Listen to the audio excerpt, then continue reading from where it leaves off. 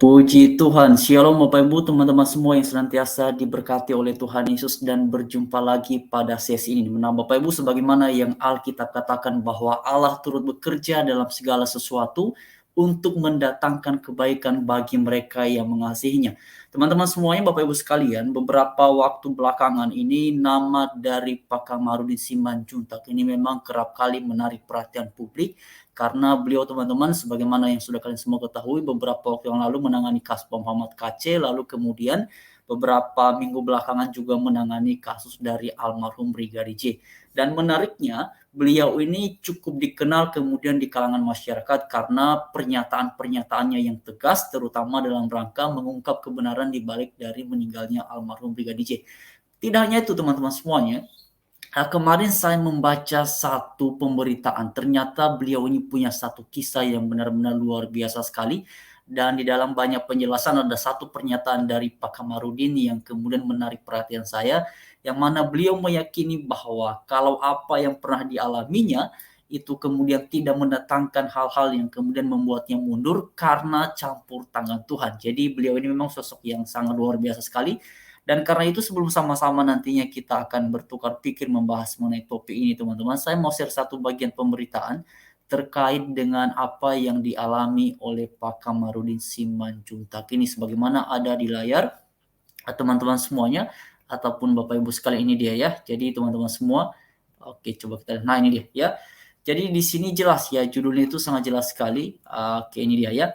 Mengerikan, anak dan istri Kamarudin Simanjuntak pernah dibakar hidup-hidup. Kok bisa? Ya, lalu kemudian teman-teman di judul ini ya kisah Kamarudin Simanjuntak ya, istri dan anaknya dibakar ya. Pantas pengacara Brigadir Yosua ini berani. Nah, teman-teman semuanya di dalam artikel diuraikan bahwa ya sebentar coba saya perbesar dulu ya. Ada kisah bagaimana kemudian pengacara Brigadir Yosua Kamarudin Simanjuntak begitu berani membongkar kebohongan demi kebohongan yang dirancang mantan Kadif Propam Polri Firdy Sambo dalam kasus polisi tembak polisi. Pada salah satu pengakuan Kamarudin Simanjuntak, keberanian itu seolah datang dari kisah masa lalunya. Ya, di masa lalu ada kisah bagaimana istri dan anak Kamarudin Simanjuntak ini dibakar hidup-hidup teman-teman. Ada yang ngeri juga ya. Itulah yang membuatnya tak takut menghadapi atau mendampingi kasus apapun. Buat yang belum tahu, nama Kamarudin Simanjuntak sebulan terakhir menjadi sorotan publik. Ia merupakan sosok pengacara yang menangani kasus pembunuhan berencana Brigadir J atau kemudian teman-teman Nofriansah Huta Barat. Kamarudin Simanjuntak berprofesi sebagai advokat, pengacara dan politikus yang berasal dari Tapanuli, Sumatera Utara. Berasal dari keluarga yang sederhana, Kamarudin Simanjuntak lahir di ini teman-teman ya, 21 Mei 1974. Nah ini dia teman-teman. Menariknya mari kita lihat artikel yang membahas mengenai apa yang dialami oleh Pak Kamarudin Simanjuntak ini. Kemudian di sini diuraikan bahwa, oke teman-teman ya, Kamarudin Simanjuntak ditunjuk oleh Samuel Huta Barat, ayah mendiang Brigadir Yosua. Oke, kita lihat teman-teman ya, ada satu kemudian bagian yang menarik di sini mengenai Pak Kamarudin Simanjuntak ini. Coba kita lihat di sini. Ini tadi saya baca pun saya heran juga ya, wow, ternyata sebelum nama beliau terkenal sekarang ini, beliau ini punya jejak apa namanya teman-teman ya, punya apa kita sebutnya ya, punya apa sih namanya teman-teman ya, punya kisah ya, punya kisah yang luar biasa sekali ya. Ini dia teman-teman, sebentar di sini kayaknya artikelnya ya, pembahasan mengenai, oke ini kenapa ini, sebentar ya, coba kita lihat dulu di sini ya, pembahasan mengenai kisah dari Pak Kamarudin Simanjuntak ini. Sebentar teman-teman, isinya kenapa jadi kurang mantap ya. Oke, coba kita lihat nanti di sini apakah sudah muncul. Nah, teman-teman sebagaimana ada di layar kalian semua, ini adalah foto-foto ya yang memberitakan mengenai kisah dari Pak Kamarudin Simanjuntak ini ya. Jadi ini luar biasa sekali, tapi saya tertarik sekali. Kemarin saya baca satu artikel yang di dalamnya membahas mengenai keyakinan dari Pak Kamarudin Simanjuntak ya, yang menjelaskan bahwa ya dia ini pernah mengalami hal-hal yang lebih luar biasa yang membuat kita semua bisa terheran ataupun terkagum-kagum ya. Teman-teman, ini artikelnya tidak bisa di ini ya, tapi mari kita lihat di sini. Ini ada beberapa foto ya. Tak takut tangani kasus Verdi Sambo, ternyata istri dan anak Kamarudin pernah dibakar hidup-hidup ya. Jadi dia teman-temannya, nanti teman-teman semua bisa membaca artikel ini, karena artikel ini beberapa hari yang lalu bahkan sampai kemarin masih ramai sekali ya diberitakan di media sosial. Tetapi inilah yang menjadi poin penting ya. Beliau ini meyakini bahwa tak ada satupun yang dialami oleh para pengikut Tuhan Yesus atau yang biasa Pak Kamarudin sebutkan ya, ataupun menggunakan satu istilah yaitu Elohim. Ya, beliau meyakini bahwa semuanya berada dalam kendali Sang Pencipta, yaitu Elohim dalam hal ini, yang akan memimpin menjaga tiap umatnya. Karena itulah kemudian beliau ini punya keberanian yang luar biasa, yang penting berasaskan pada kebenaran, berasaskan pada kebaikan, dan tentu saja harus dilandaskan pada sikap takut akan Tuhan.